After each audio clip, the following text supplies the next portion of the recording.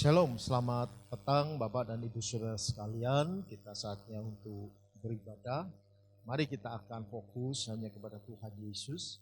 Kita sentuh kuat kuasa Roh Kudus dan kita masuk dalam dimensi rohnya. Ya, dan inilah saat yang baik kembali kita bersekutu dengan Tuhan. Maka persiapkan hati dan pikiran kita. Bapak Ibu Saudara sekalian di rumah, mari kita berdoa terlebih dahulu. Tuhan Allah Bapa kami yang bertahta di dalam kerajaan surga yang mulia. Terima kasih ya Tuhan untuk kebaikan, pemeliharaan dan kasih setia Tuhan yang kami boleh alami hingga saat ini. Kami boleh menikmati hari-hari yang baik. Kami menikmati segala yang indah. Itu semua karena kasih dan karunia Tuhan. Inilah saatnya ya Tuhan kami memberi diri di dalam ibadah. Tutup bungkus kami dengan darah anak domba dan sucikan serta kuduskan kami. Biarlah Tuhan pengampunan-Mu atas kami sekalian. Biarlah melalui ibadah sekalipun online, Tuhan memberkati ibadah ini dari awal hingga pada akhirnya. Tuhan memberkati yang bertugas dan Tuhan nyatakan kasih setia. Kami percaya Tuhan akan melawat umat-Nya, sehingga yang sakit bisa disembuhkan. Oleh karena kehendak Tuhan, Tuhan memberi pertolongan, Tuhan memberi kekuatan dan penghiburan. Terima kasih ya Tuhan, karena itu kami boleh mengangkat tangan pada saat ini bersama-sama. Mari jemaat Tuhan di rumah kita mengangkat tangan dan ini tanda kita berserah kepada Tuhan. Kiranya Tuhan turun tangan atas kita dan menolong kita.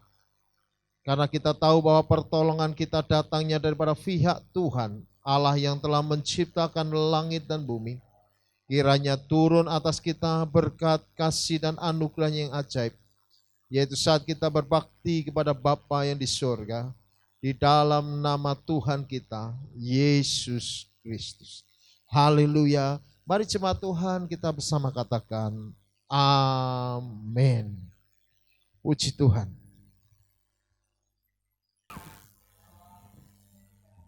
Halo, shalom bagi saudara-saudara sekalian. Puji Tuhan kalau kita saat ini masih berada dan bisa memuji serta menyembah Tuhan, itu semua karena anugerah Tuhan. Kiranya kita semua di dalam kehidupan ini dipelihara Tuhan oleh Tuhan kita secara luar biasa. Biar bumi akan berlalu, biar bulan tidak bercahaya, tetapi cinta Tuhan senantiasa ada bagi setiap kita. Haleluya. Amin. Oh, haleluya Yesus. Terima kasih untuk cinta-Mu ya Tuhan.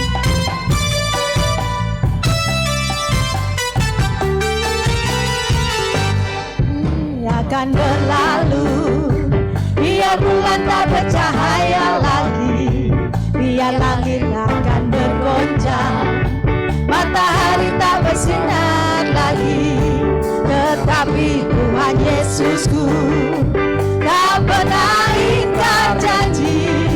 Semua yang difirmankannya pasti akan digenapi.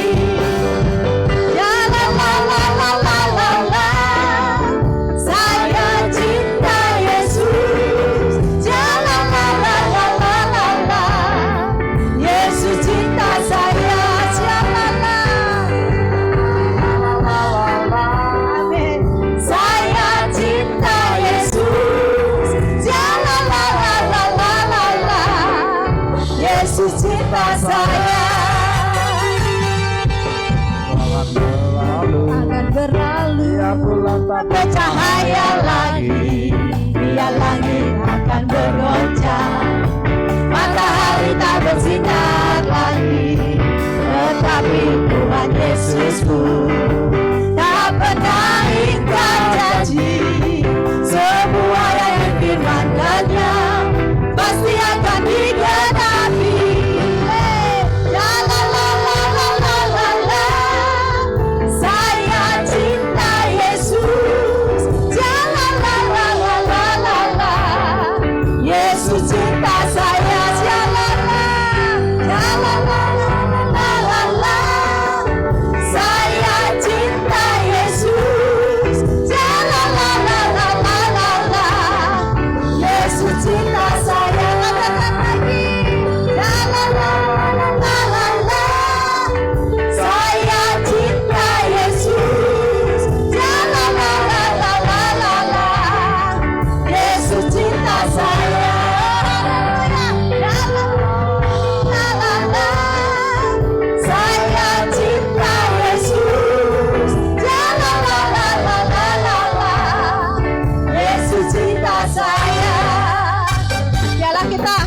Semakin hari bertambah cinta kepada Tuhan kita. Haleluya. Sungguh indah kalau hidup di dalam Tuhan.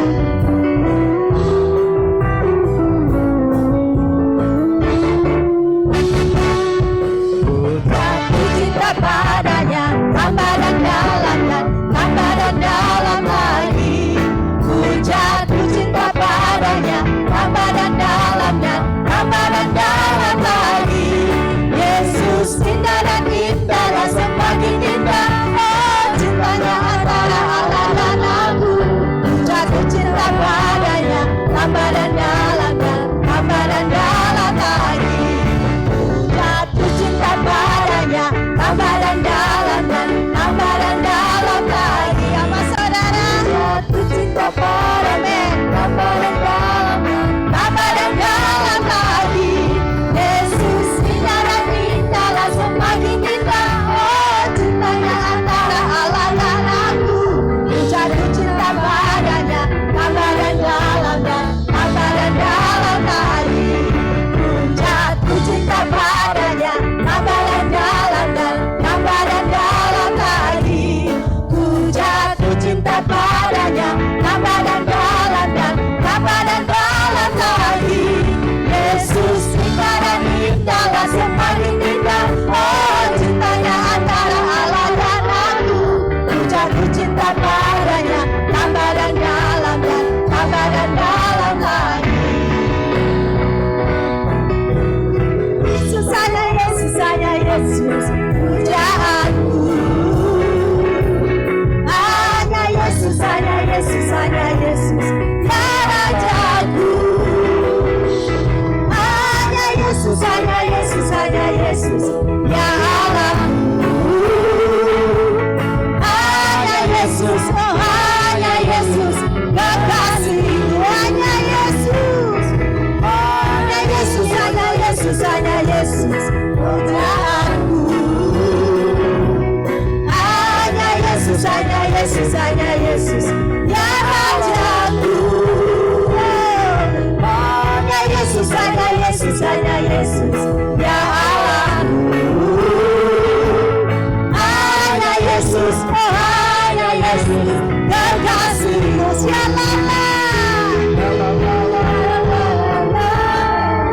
Saya cinta Yesus, la la la la la la la la. Yesus cinta saya, siapa?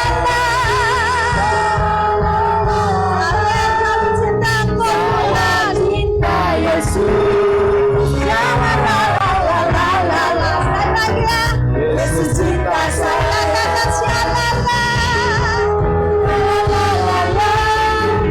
Saya cinta Yesus, la la la la la la la la. Yesus cinta saya, Yesus cinta saya, Yesus cinta saya. Oh haleluya, puji Tuhan. Kalau kita boleh semakin cinta kepada Tuhan, karena kita adalah anak-anaknya. Amin saudara. Amin. Sebagaimana kita ada, itu semua karena anugerah Tuhan. Dia yang menyelamatkan kita. Kita hidup di dalam segala kelimpahan Tuhan. Karena dari itu, biarlah kita selalu mengucap syukur. Karena besar anugerahnya kepada setiap kita. Haleluya.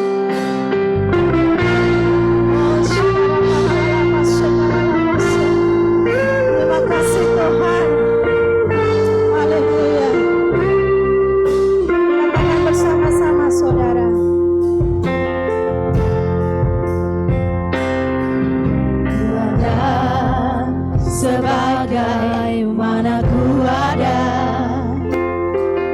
berdiri menghadap tatamu Bapa. Semua karena anugerah-Mu yang telah selamatkanku. Ku hidup dalam segala kelimpahan, ku layak untuk melayani Tuhan. Semua karena anugerah-Mu tercurah bagiku. Besar, besar anugerah-Mu, melimpah kasih-Mu. Semakin hari semakin bertambah besar anugerah. Katakan besar, besar anugerah-Mu. Makasih ya Tuhan, melimpah kasih-Mu. Semakin hari semakin bertambah besar anugerah-Mu. Haleluya. Kami bersyukur memiliki Engkau ya Tuhan. Sebagaimana ku ada, berdiri menghadap tatamu Bapa. Semua karena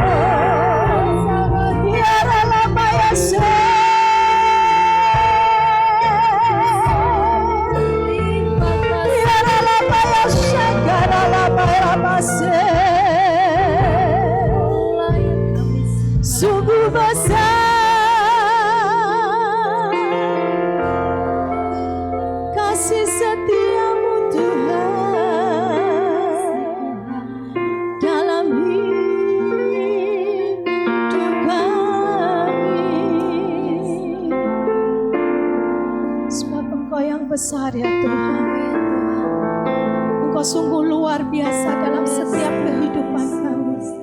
Sebagaimana kami ada Tuhan, Engkau telah menciptakan kami. Itu semua karena anugerah. Engkau yang telah selamatkan bagi setiap hidup kami Tuhan. Dan biarlah kami boleh menikmati anugerah-Mu yang besar, anugerah-Mu yang luar biasa bagi setiap kami ya Allah.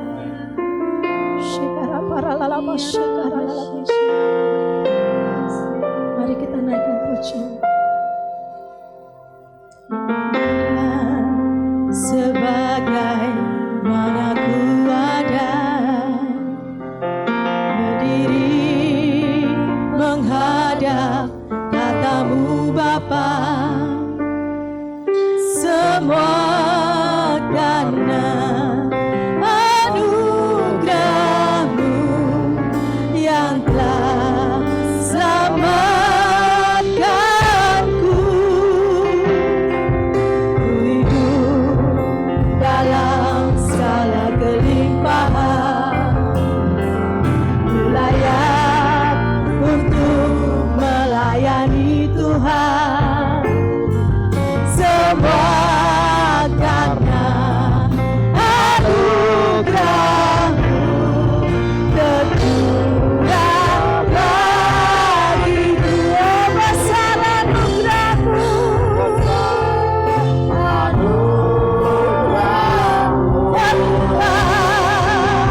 menimbang kasih-Mu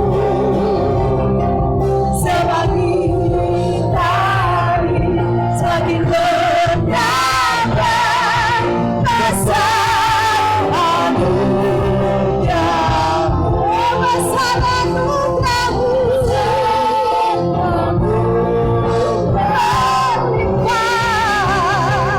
menimbang kasih-Mu semakin hari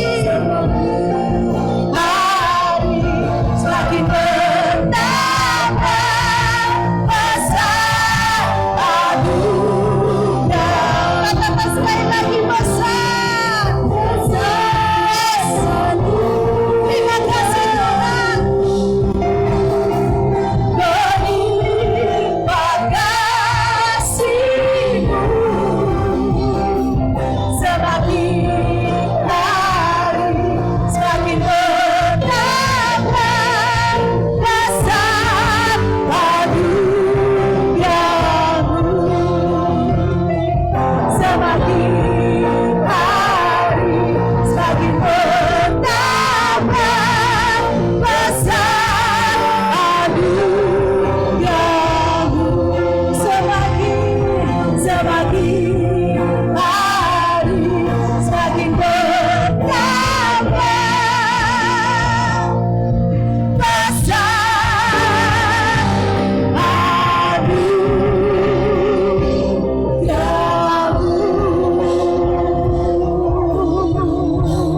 bertambah segala puji hormat hanya bagi Engkau Tuhan.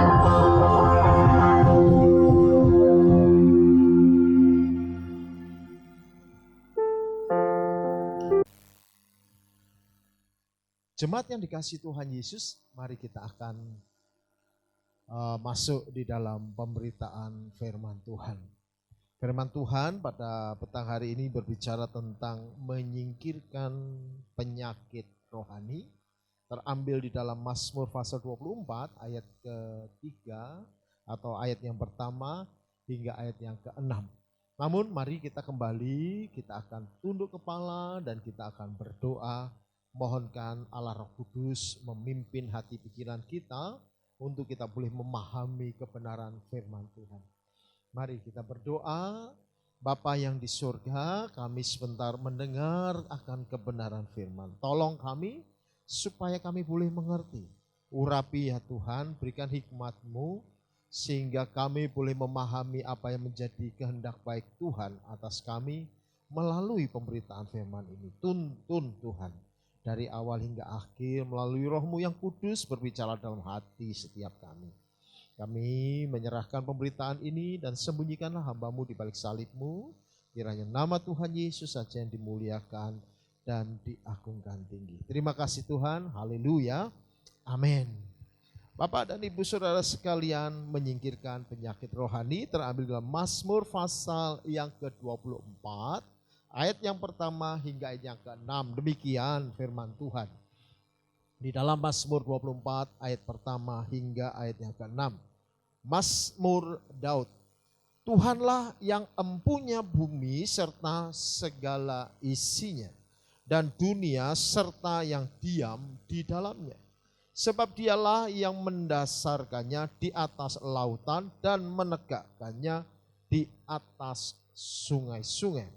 Siapakah yang boleh naik ke gunung Tuhan? Siapakah yang boleh berdiri di tempatnya yang kudus? Orang yang bersih tangannya dan murni hatinya, yang tidak menyerahkan dirinya kepada penipuan, dan yang tidak bersumpah palsu. Dialah yang akan menerima berkat dari Tuhan dan keadilan dari Allah yang menyelamatkan dia. Itulah angkatan orang-orang yang menanyakan dia, yang mencari wajah-Mu, ya Allah Yakub. Amin. Inilah firman Tuhan, Bapak Ibu dan Saudara sekalian, yang kita tangkap dari Daud, Raja Daud. Sekalipun dia seorang raja dengan segala kemegahan dan kepemilikan harta yang melimpah, tetapi tetap dia merasa bahwa segala sesuatu yang dimilikinya adalah bagian daripada Tuhan.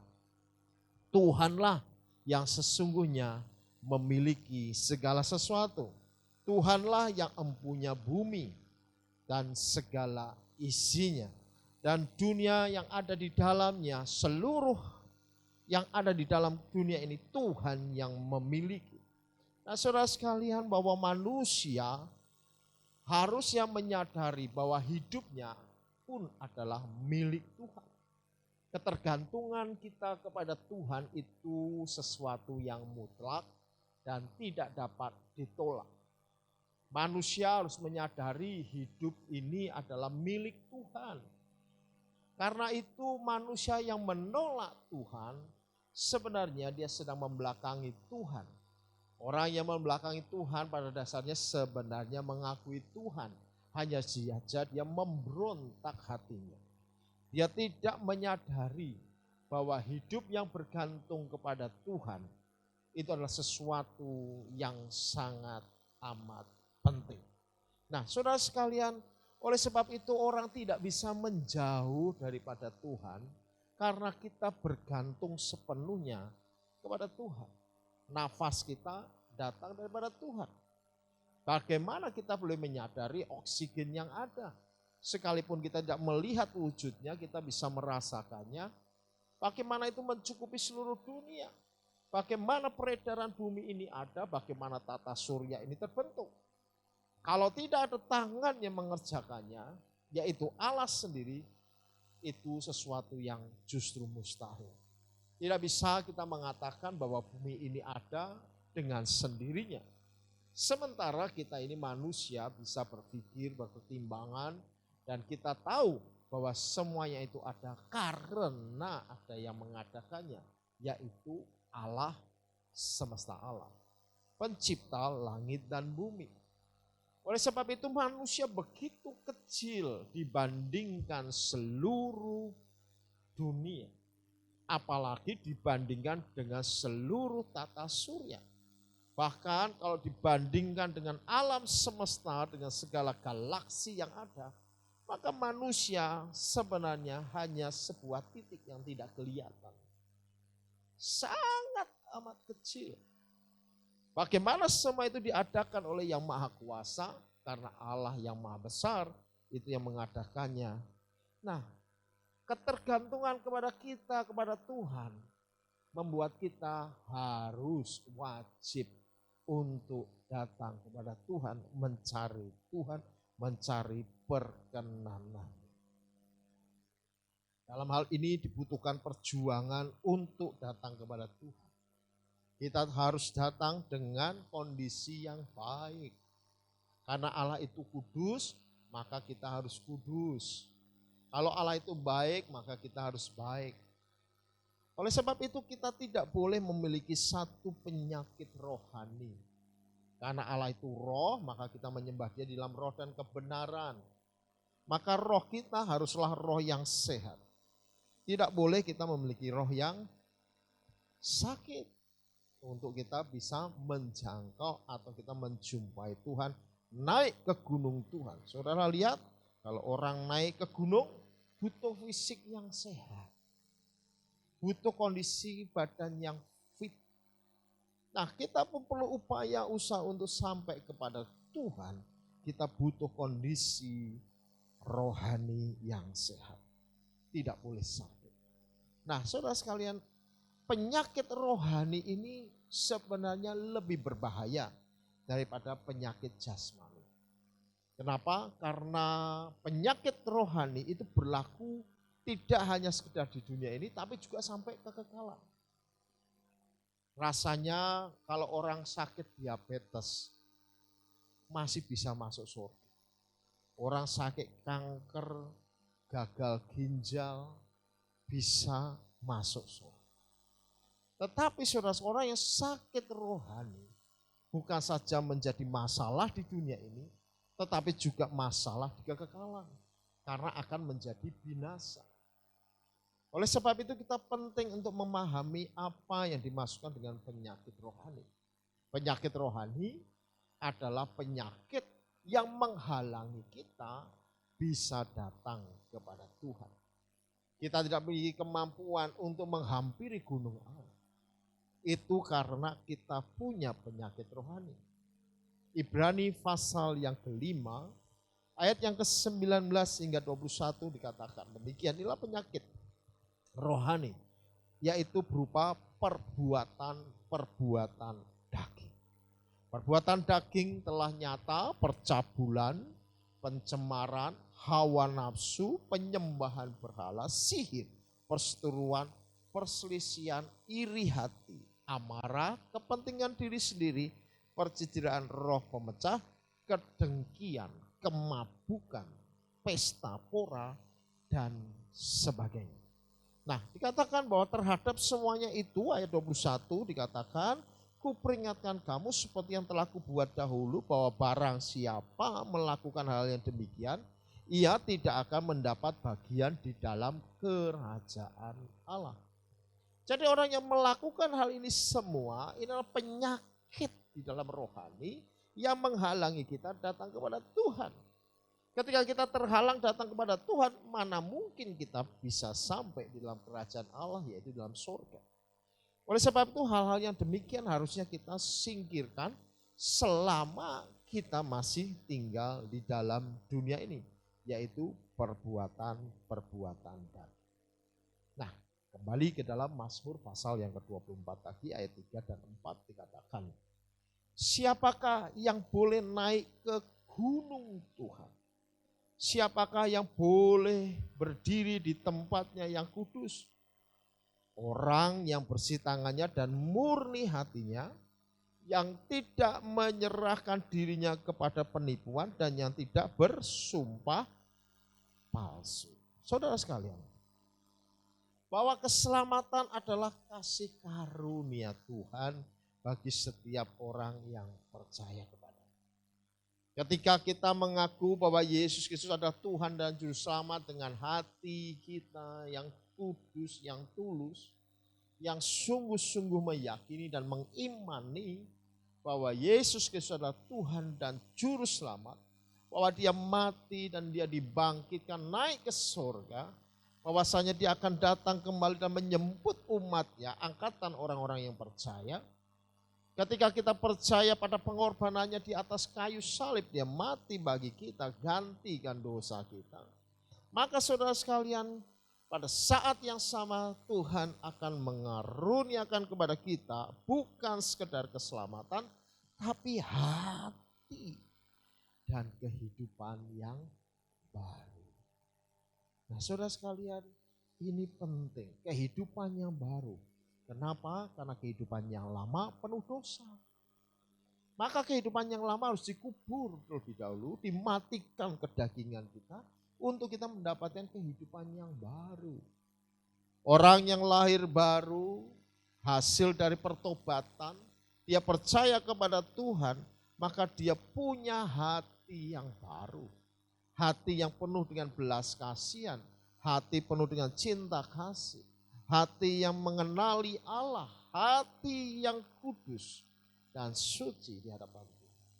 Nah saudara, namun demikian harus kita pahami bahwa Allah itu adil. Beliau akan meminta supaya kita mau naik ke gunung Tuhan di mana Tuhan berdiam.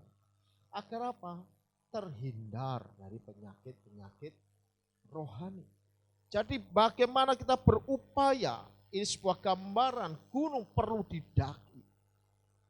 Dalam usaha kita mencari Tuhan, mencari wajahnya, mencari perkenanan Tuhan, mencari kehendak Tuhan, dan mematikan kedagingan, itu membutuhkan upaya dan usaha yang keras. Apakah upaya dan usaha keras kita untuk kita bisa sampai ke gunung Tuhan? Yaitu ketika kita menyingkirkan sakit rohani ini, ketika tubuh kita fit. Bagaimana caranya kita sampai ke gunung Tuhan? Yang pertama saudara sekalian, yaitu menjaga hati nurani yang kita miliki, yang sudah dikaruniakan Tuhan kepada kita, tetap murni, ya, tetap kudus. 24 ayat 4a dikatakan orang yang bersih tangannya dan murni hatinya. Saudara sekalian, hati nurani jika tidak dijaga, maka akan menjadi kotor. Begitu pekat sehingga tidak peka lagi mendengarkan suara Tuhan. Tuhan itu lembut bersuara. Tuhan itu senang berkomunikasi dengan kita. Tapi seringkali ada penghalang yaitu dosa yang membuat kita sukar untuk dapat mendengarkan suara Tuhan. Sedangkan kita perlu tuntunan Tuhan yang mengarahkan kita kepada kebenaran, yaitu firman-Nya. Oleh sebab itu bersihkan hati kita dan tetaplah menjaga hati nurani kita tetap bersih, saudara sekalian. Nah, bagi orang yang ingin tetap bisa menikmati persekutuan dengan Tuhan, bersama-sama dengan Tuhan, perlu yang pertama memelihara hati nuraninya itu. Nah, ini menjadi catatan yang penting. Bagaimana menjaga hati nurani kita tetap murni, tetap kudus ya hadapan Tuhan. Pertama adalah jika kita melakukan dosa. Kalau dosa kita lakukan, cepatlah menyesal dan meminta pengampunan daripada Tuhan. Allah kita setia dan adil. Dia akan mengampuni kita dan menghapuskan segala kesalahan pelanggaran kita dan melupakannya. Itu luar biasa saudara. Sehingga kita hanya perlu datang kepada Tuhan dengan rasa gentar, dengan rasa takut akan Allah, mohon pengampunan Tuhan. Pengampunannya tersedia bagi kita. Segera ketika kita melakukan dosa, segera datang kepada Tuhan dengan penyesalan. Tuhan tidak pernah memandang hina hati yang remuk. Tuhan tidak pernah memandang hina hati yang hancur di hadapannya, yang mengaku dosa kepadanya. Lalu kemudian kalau misalkan ada akar kepahitan di dalam hati kita, ada kepahitan di dalam diri kita karena mungkin orang lain pernah melakukan yang jahat dalam diri kita, atau melakukan sesuatu yang buruk dalam diri kita, atau kita pernah mengalami pengkhianatan, atau mungkin kita pernah mengalami suatu penipuan, orang merugikan diri kita, sehingga begitu dalam menggores hati kita, dan itu memunculkan akar kepahitan. Nah, kalau kita mengalami akar kepahitan, cepat selesaikan dengan cara melepaskan pengampunan. Kita harus mencabut akar pahit itu sendiri. Dengan kita mencabut akar kepahitan itu dengan mengampuni, sebenarnya kita sedang melepaskan diri dari akar kepahitan.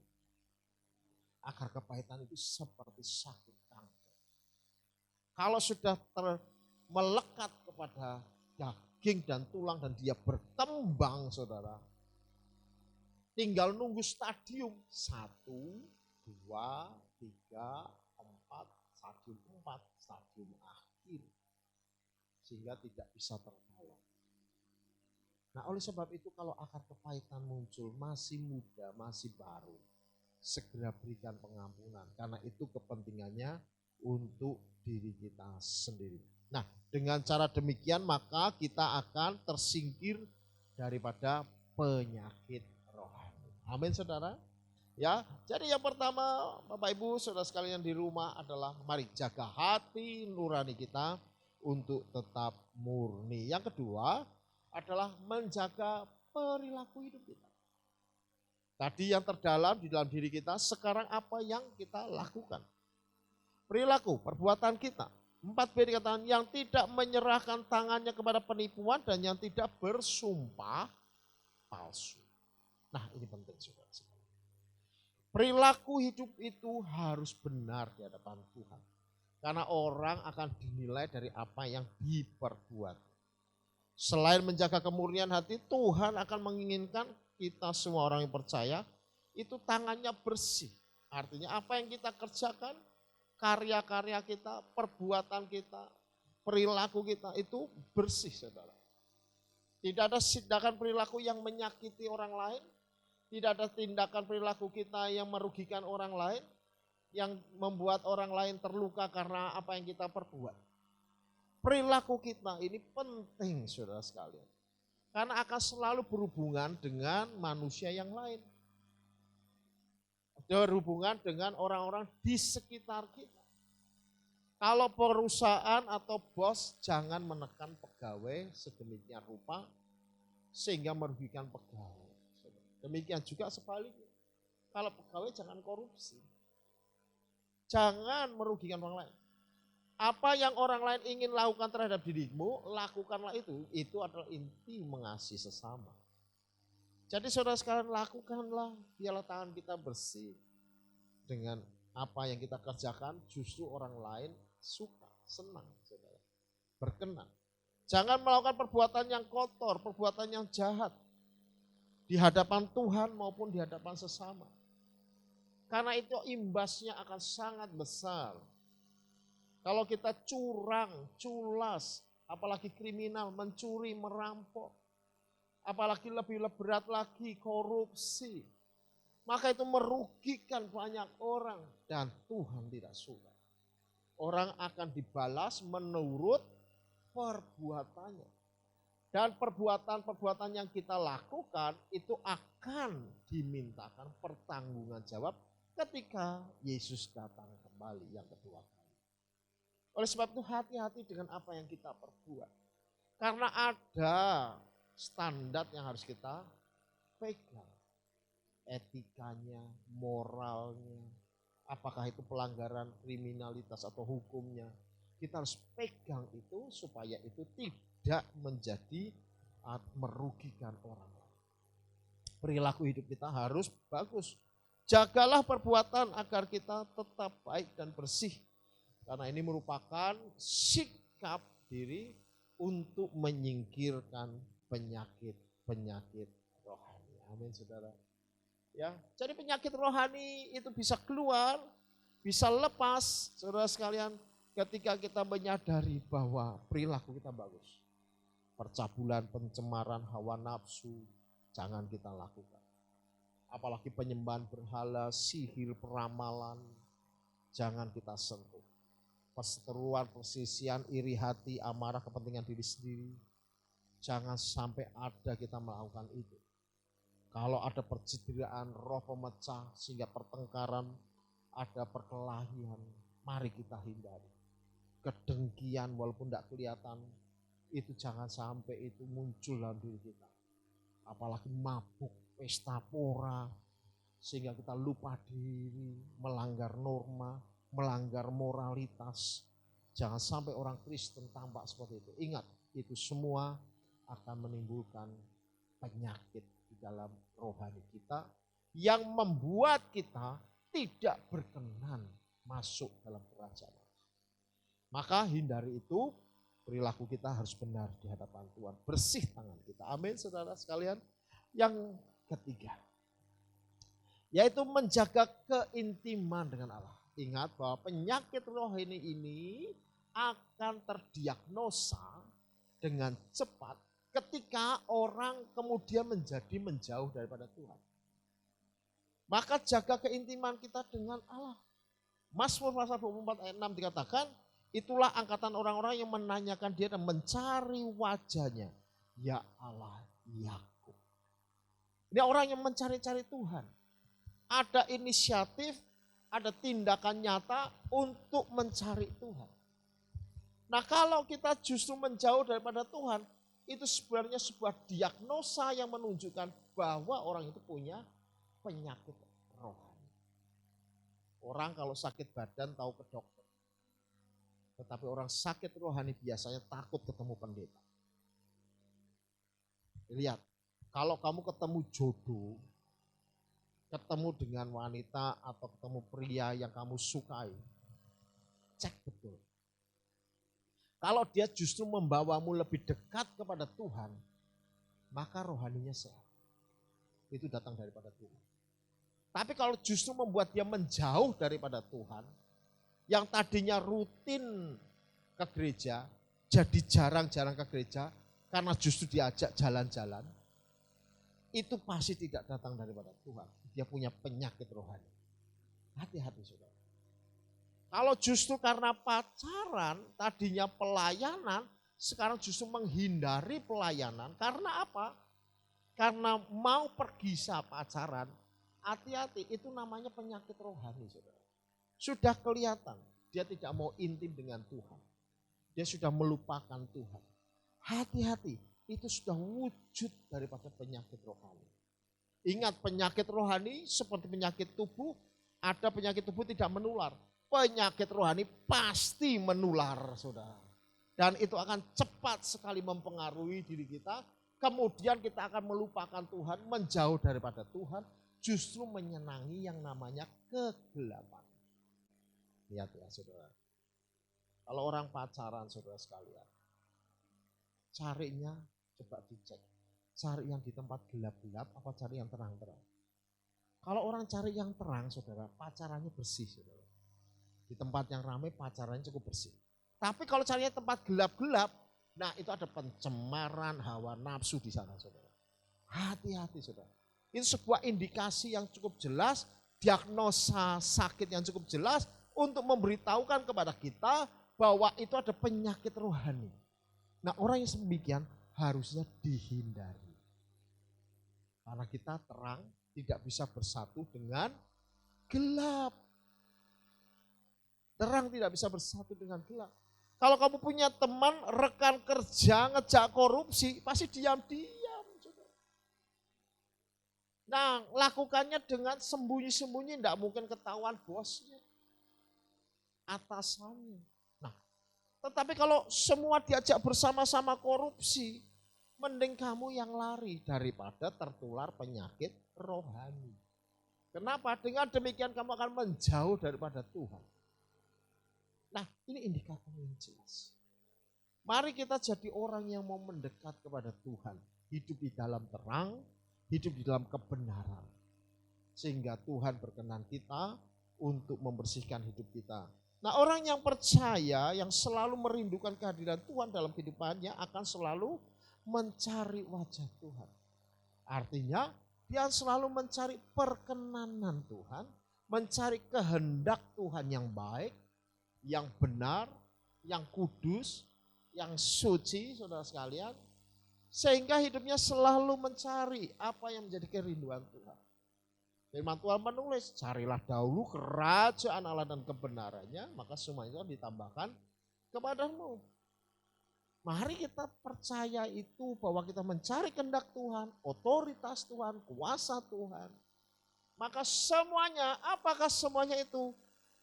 Semuanya itu adalah harta, kekayaan, umur panjang, ya saudara sekalian, kebaikan, keberhasilan, keberuntungan, sukses hidup, keluarga bahagia, harmonis, itu akan ditambah. bisnis lancar itu tambahan, itu bonus, saudara. Cari wajah Tuhan lebih dahulu di dalam perkenannya. Ketika kita mencari wajah Allah, saudara sekalian, maka kita akan berusaha untuk hidup menyenangkan Tuhan. Kita akan berusaha menghindar dari penyakit rohani yang mengganggu dan kita akan fokus terus menyenangkan Tuhan. Dengan kita fokus menyenangkan Tuhan, maka itu lama-lama akan mengikis sakit rohani bawaan kita di dalam dunia ini. Sehingga suatu saat kita akan benar-benar siap untuk masuk di dalam kerajaan Allah yang kekal. Jadi ada 3 hal, jaga hati nurani saudara, jaga perilaku saudara, dan yang ketiga adalah terus mencari wajah Tuhan atau menjaga keintiman dengan Allah. Amin. Tuhan Yesus memberkati. Berbahagialah orang yang mendengar firman Tuhan, yang memahaminya dan yang melakukannya. Mari kita tunduk kepala dan kita berdoa. Bapa yang di dalam kerajaan surga, kami sudah menerima firman-Mu, kami mendengar dan kami merasa bahwa inilah bagian di mana kami harus lakukan. Kami ingin menjadi orang yang berbahagia, orang yang diberkati Tuhan. Biarlah kembali Tuhan kami memurnikan hati kami membersihkan perilaku hidup kami, mohon ampun akan kesalahan, pelanggaran kami, dosa-dosa kami di masa lalu. Ampuni kami ya Tuhan. Dan kami rindu untuk lebih dekat kepadamu. Karena kami tahu satu hari di pelataran Tuhan lebih berharga dibandingkan 1000 hari di tempat yang lain. Oleh sebab itu ajar kami lebih dekat dan melekat kepadamu ya Tuhan. Oleh karena kasih dan setiamu kami ada hingga saat ini. Biarlah firman ini terus berbicara kepada kami dengan roh-Mu yang kudus menaung kami. Terima kasih Tuhan Yesus. Biarlah di dalam nama-Mu kami berdoa dan bersyukur. Haleluya. Mari kita sama katakan amin.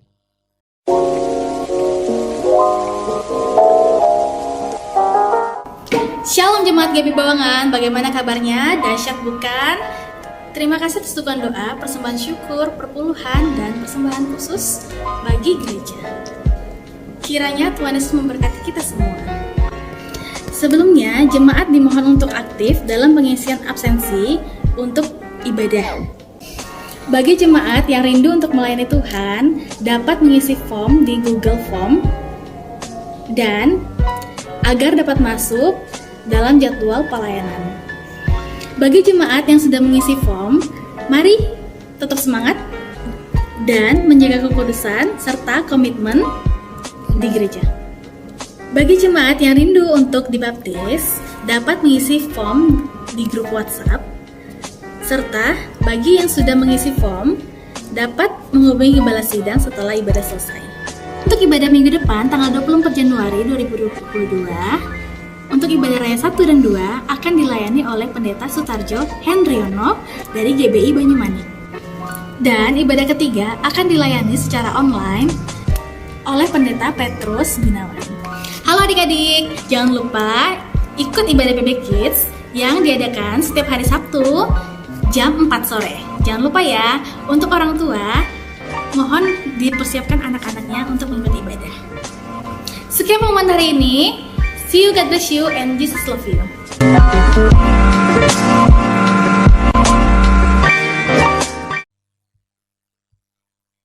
Bapak dan Ibu, saudara sekalian, kita sampai di ujung ibadah kita. Namun kembali kita akan datang kepada Tuhan untuk kita berdoa syafaat. Mari kita akan berdoa dan terus dukung pekerjaan Tuhan di gereja ini. Bapak Ibu kalau terpaksa tidak bisa ibadah untuk onsite, Bapak Ibu bisa tetap melakukan seperti ini. Mungkin karena kerja di pagi dan siang, sore baru bisa, tetap tekun, ya, setia di dalam beribadah. Saya percaya lawatan Tuhan tetap sama. Nah, Bapak Ibu saudara sekalian, mari kita akan berdoa sebelum kita akan mengakhiri ibadah pada saat ini. Bapa kami yang di dalam kerajaan surga yang mulia, kami kembali datang kepada Tuhan dan di dalam nama Yesus Kristus Tuhan kami yang penuh kuasa kami berdoa. Kiranya Tuhan Engkau memberkati anak-anak-Mu yang beribadah. Biarlah nyata kuasa-Mu ya Tuhan, berikan kekuatan, kesehatan, damai sejahtera, sukacita. Berikan hidup mereka dalam lawatan-Mu sehingga yang sakit Tuhan kiranya sembuhkan. Kami percaya tidak ada yang mustahil bagi-Mu Tuhan, kuasa-Mu tetap sama, dulu, sekarang, hingga selama-lamanya. Tidak pernah berkesudahan kasih setia-Mu, berkat-Mu selalu baru bagi kami. Karena itu kami optimis menghadapi hari depan, hari esok. Karena kami percaya hidup kami di dalam kuasa Tuhan. Maka kami berdoa ya Tuhan, Engkau memberkati bisnis pekerjaan anak-anak-Mu. Kiranya apa yang mereka kerjakan Tuhan, berkati dan membuat hidup mereka terus naik dan menjadi meningkat kualitas hidup mereka. Terima kasih untuk keluarga-keluarga yang ada di tempat ini.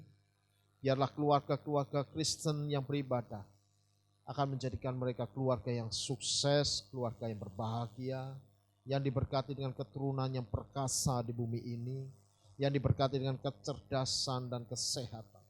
Tuhan nyatakan kasih setia, kiranya Tuhan memberkati keluarga-keluarga Kristen dengan berkat-berkat yang tidak pernah mereka duga, berkat yang mengalir setiap saat, dicukupi dalam segala sesuatu. Bahkan Tuhan, Engkau memberikan kasih karunia-Mu dalam peningkatan kehidupan yang lebih baik. Kami berdoa untuk kota Semarang. Biarlah kota Semarang diberkati Tuhan dengan kasih sehingga kondusivitas, kedisiplinan masyarakat Tuhan nyatakan.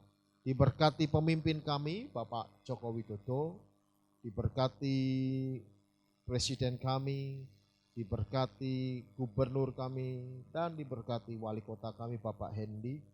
Biarlah melalui kepemimpinan bangsa ini ya Tuhan, kota Semarang semakin maju dan semakin hebat. Diberkati gereja-Mu, dan biarlah ini menjadi gereja yang senantiasa boleh mendidik dan membawa jemaat Tuhan semakin dewasa mengenal akan Allah. Dan kami bersyukur di dalam-Mu ya Tuhan. Terima kasih Bapa yang di surga, Engkau baik-baik kami. Sekarang jemaat Tuhan, mari kita bangkit berdiri bersama-sama. Kita akan angkat tangan kita di hadapan Tuhan. Dengan mengingat hari Sabat dan menghormati Tuhan, tetaplah tekun di dalam beribadah. Nyatakan kasih setia-Mu kepada Allah. Carilah wajahnya, cari perkenanannya. Biarlah Tuhan turun tangan atas hidupmu, menolong hidupmu. Oleh sebab itu jemaat Tuhan kekasih Kristus, sebentar engkau kembali kepada aktivitas hidupmu, pekerjaan dan usaha yang kau tekuni, pendidikan yang kau tekuni, maka pulang dan bawalah berkat, damai sejahtera daripada Allah Bapa, berkat kasih karunia Tuhan Yesus, serta persekutuan di dalam kuat kuasa Roh Kudus yang menyertai kita sekarang, sampai Maranatha, Tuhan Yesus datang yang kedua kali, dan sampai selama-lamanya. Haleluya. Mari kita sama-sama yang diberkati katakan amin.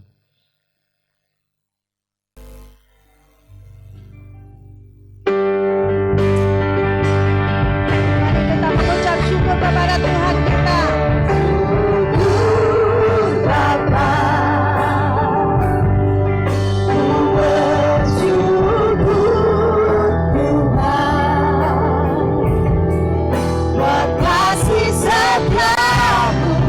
Di dalam hidupku